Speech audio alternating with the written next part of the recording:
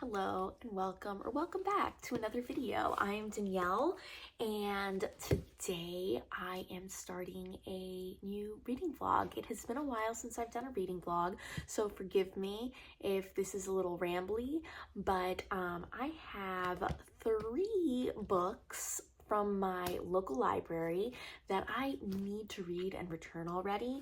So I am going to go ahead and read these with you guys and discuss them.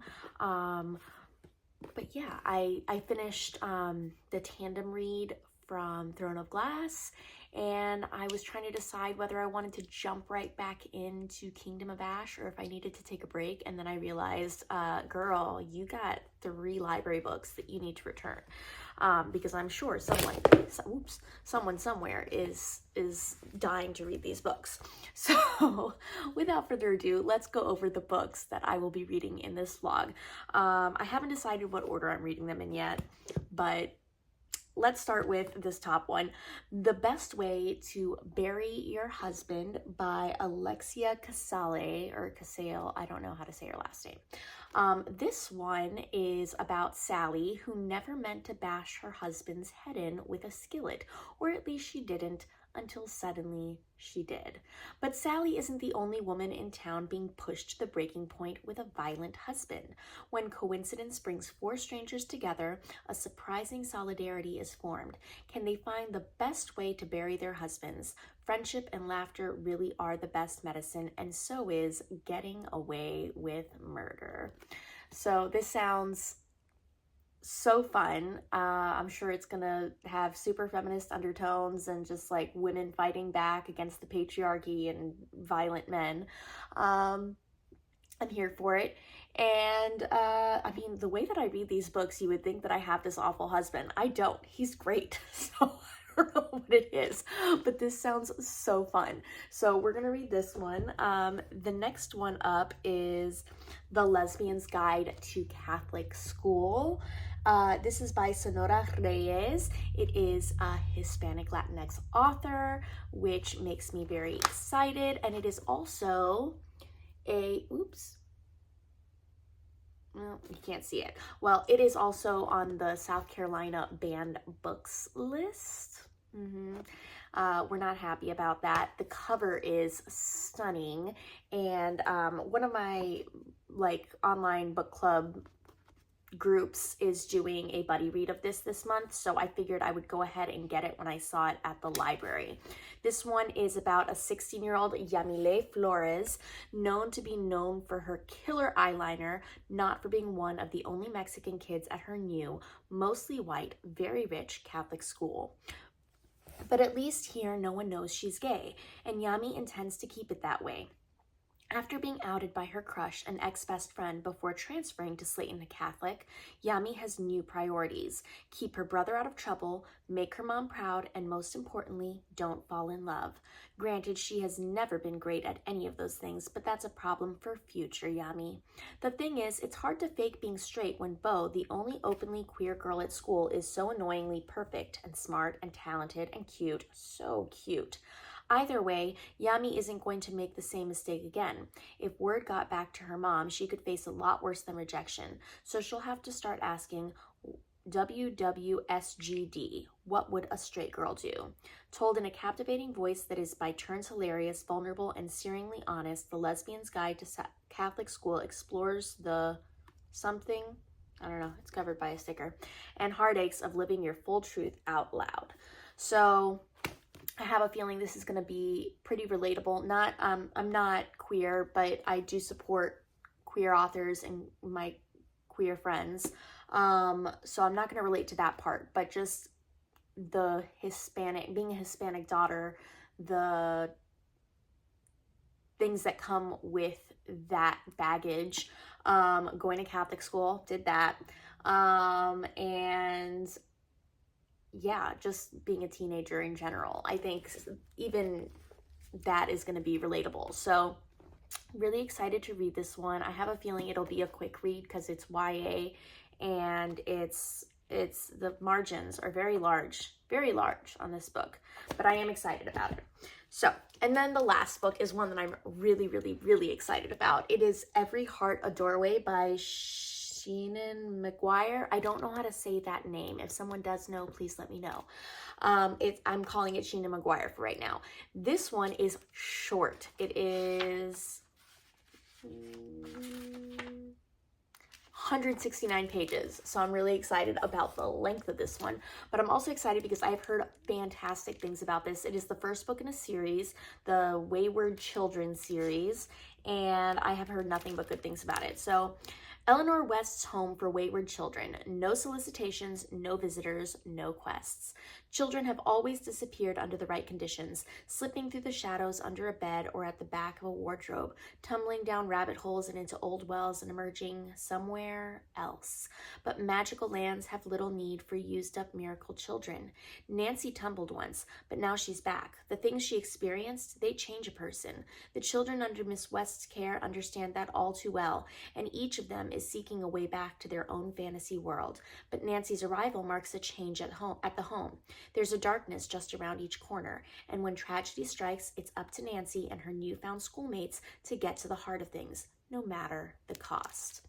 So I've heard fantastic things about this. This was recommended to me by a friend, so I'm excited to finally get to that series. And yeah, I don't know which one I should start with. I feel like maybe start with the longest one first, get it out of the way.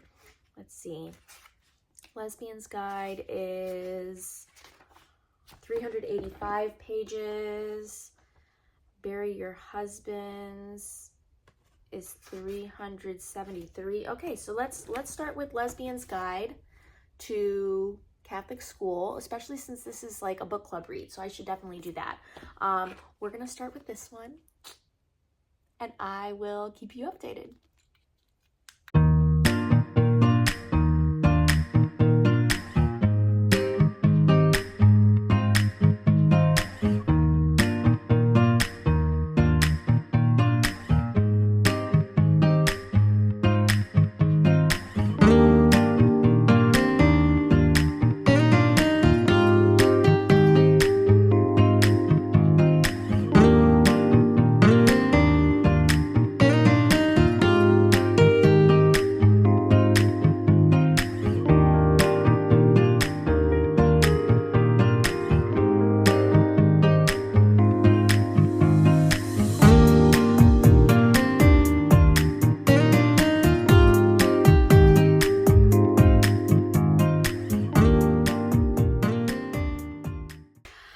All right, in a shocking to no one turn of events, I have finished the Lesbiana's Guide to Catholic School in about 2 days.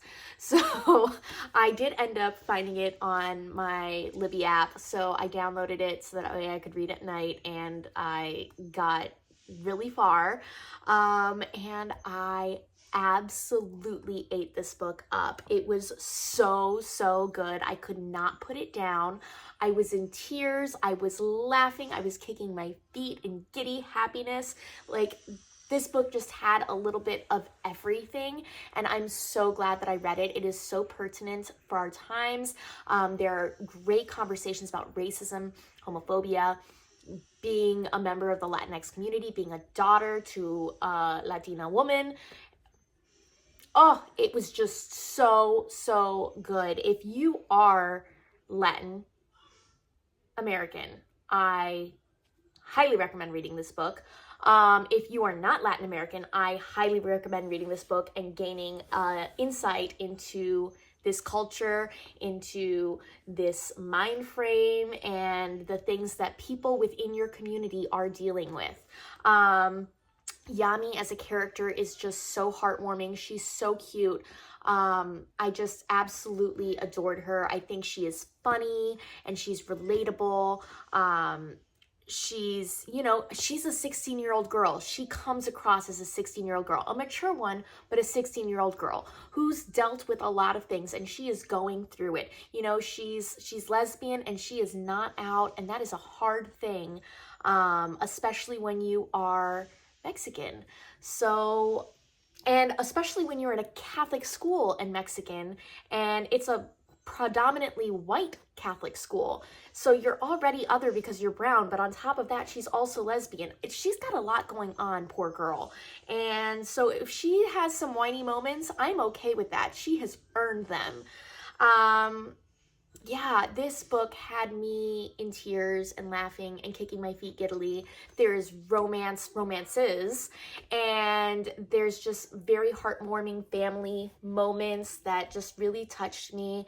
I absolutely love this. I'm going to recommend it forever. If this was a library copy, I might have to buy this book because I will reread it. It is that good.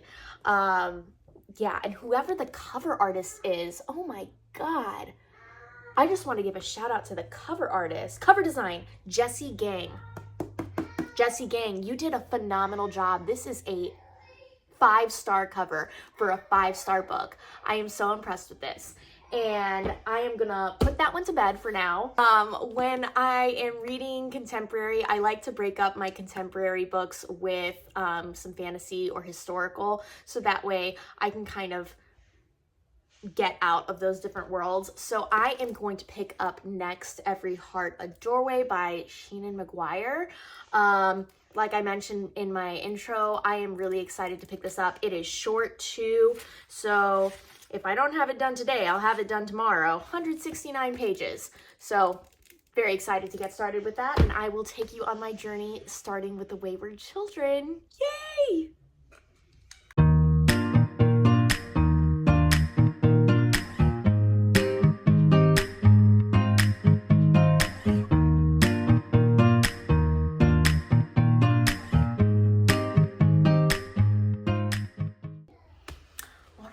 Little update. I am 62 pages into Every Heart a Doorway by Seanan McGuire. I went into this not knowing very much, and it turns out that this is a fantasy where there are portals to different worlds, and all of these children are gathered into this one school because they have been sent by their parents because they think their child is bonkers because they disappeared and came back.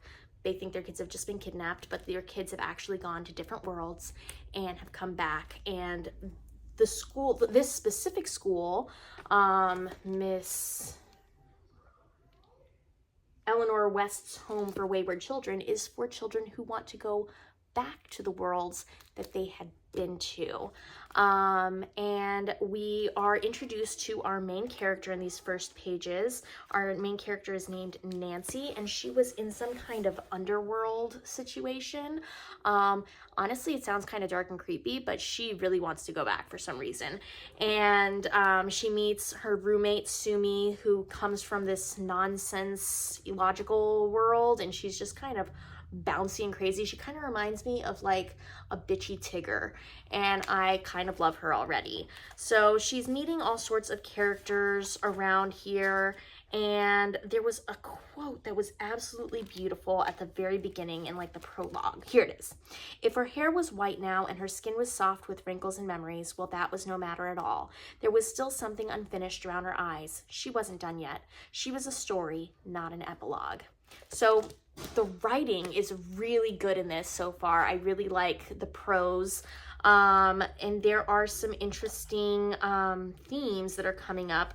So there's a lot of themes about accepting who you are, and a lot of these children, they went into these worlds, and one of the reasons they want to go back is because that world accepted who they were at their core, and the real world does not.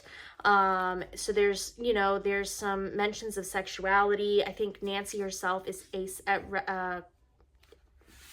identifies as asexual, and then this other boy went into a fairyland world because they thought he was a girl because he was dressed as a girl. So I'm wondering if there's he's a trans character. I'm not sure exactly what's going on there. But obviously a bit of sexuality has to do with it. And it's just a very interesting story so far. I don't know where this is going to go. I don't know if Nancy's going to find the door back to her world, or if she's going to realize being in the real world is better than being in the not real world. I don't know. I don't know where this is going, and I'm here for the journey. So I'm gonna start part 2 with your looking glass eyes, and I will get back to you when I know a little bit more.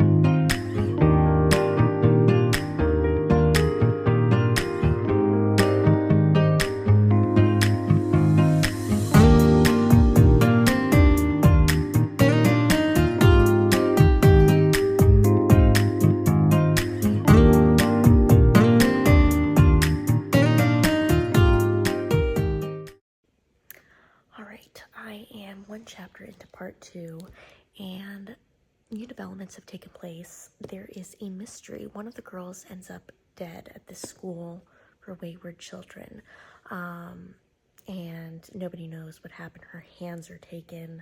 It's pretty gruesome, actually. So this is definitely an adult book, and although the children are all children, but they're not. Some of them are older than they seem because the worlds that they went into aged them, but their bodies did not. It's very strange. In fact, it's almost nonsense. I feel like I'm reading Alice in Wonderland, which I guess is the point. It's kind of cool. And there was a beautiful quote. Let me pull it up. Death was precious. That didn't change the fact that life was limited. There seems to be this common theme going through about these children not being accepted for who they were, and that's why they went into these portal worlds. And I think that's a really interesting concept, that like you go into this world so that way you can find who you are. Now there's also another mystery, because we get the story of these two characters, Jack and Jill. And they went into this portal world, but before they went in, there was a door that said "not sure."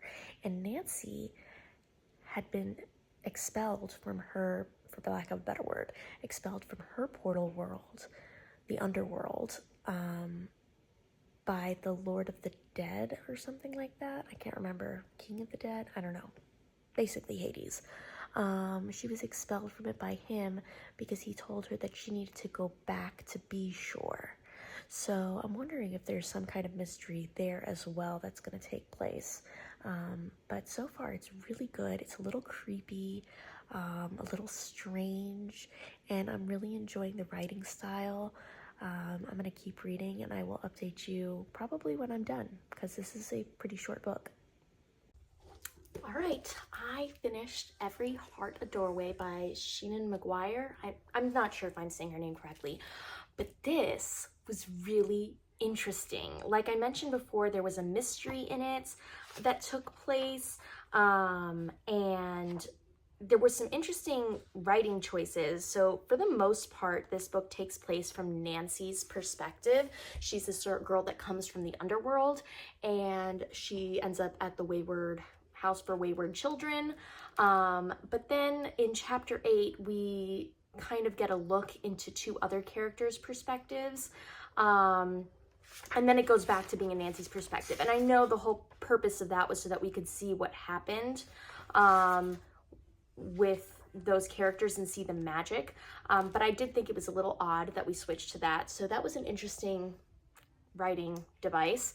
But other than that, this book was so well done. The magic system is very interesting. It's clearly very intricate. You don't get a lot in it though, because obviously with 169 pages, there's not much you can, there's only so much you can put in, especially when there's a mystery at the forefront. You do find out who the killer is, so that is satisfying. And there is an ending to this book. So I was under the impression that this is a series, and when I look it up, it is, but I don't understand how with the way the book ended, unless maybe there's like a series of interconnected standalones that take place in this world. I'd be interested to read more of them. This was really good. I highly recommend it. I love this quote at the end. You're nobody's doorway but your own, and the only one who gets to tell you how your story ends is you. There were definitely some themes in here about accepting who you are, and being happy in your own skin. And there was a little bit of transphobia for sure. Like I said, there is a trans character, and that was very refreshing. And it wasn't like an in-your-face thing. Like at first, I didn't even realize they were a trans character. It wasn't until something was said, and then another character made a nasty remark. So that was interesting. There were plot twists. Like I did not see the plot twist coming. The murder whodunit, did not see it coming. That's a lie.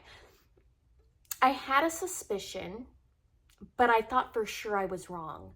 And then it turned out that I wasn't. But it was really good. I really enjoyed it. Plot twist, mystery, magic. Not really a romance, but just like sweetness, wholesomeness, while also not being wholesome. Gruesome. Very gruesome.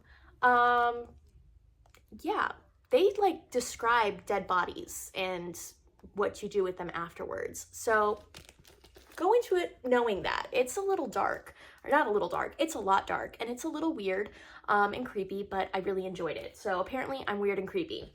Anywho, last book up is The Best Way to Bury Your Husband by Alexia Casale, or Casale, I don't know how to say her last name, but I'm excited to read this one. It is a little long, so I don't know whether I will finish it during this vlog, but I mean, so far my week of reading library reads is going really good, because The Lesbiana's Guide to Catholic School was a 5-star read, and I would put this one at like a 4.5 stars. Let's go high and say 4.5 stars. I definitely want to continue the series, and I really enjoyed this.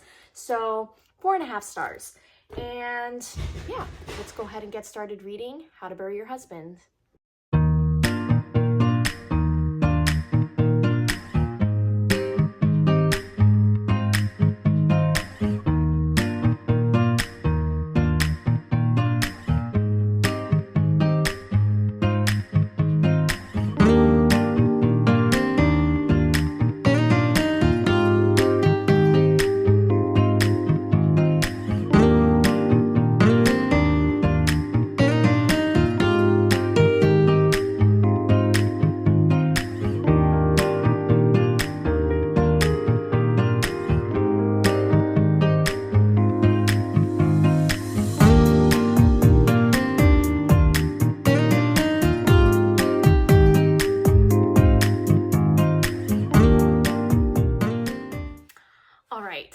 After reading the first 5 chapters of The Best Way to Bury Your Husband, I have done some thinking, and I am going to stop reading it there, because I think that this is a book that I would love to read with my In Real Life book club, the Badass Mamas book club.